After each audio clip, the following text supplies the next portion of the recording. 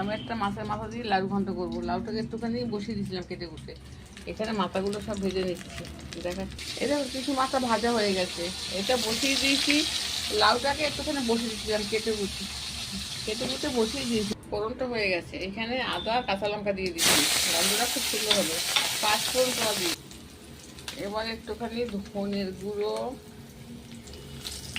অল্প দেবো, একটু জল দিয়ে দিই, একটু জিরের গুঁড়ো। গন্ধটা কি ভালো হয়েছে। এবার লাউটাকে জল ফুটতে ঢেলে দিলাম। শুকনো শুকনো করবো না, একটুখানি কাটা কাটা করবো, শুকনো শুকনো করবো না। লাউ দিয়ে দিচ্ছি, এবার মাথাগুলো দিয়ে দিই, দিয়ে চাপা ঢাকা দিয়ে দেবো।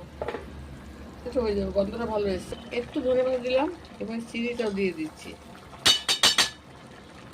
পরে দেখাচ্ছি। এখন ঢাকা দিয়ে দেবো সব দিয়ে। এইটা এইটা এখন চাপা ঢাকা দিয়ে দেবো। আর আমি এখন চা খাবো, ছেলে বাড়ি নেই তো, এখন চা খাবো 9টার সময়। দেখুন আমার লাউটা তুলে দিচ্ছি। লাউটা হয়ে এসছে, একটু হবে, আঁচটা কমানো আছে তো। এই দেখুন টাকা সরিয়ে দিলাম, টাকা না সরিয়ে দিলে ঝোলটা মুছবে না। এই দেখুন এবার ধনে পাতাটা দিয়ে দিচ্ছি। এবার একটু করে নামিয়ে দেবো, হয়ে গেছে। এবার আমি নামিয়ে দিচ্ছি।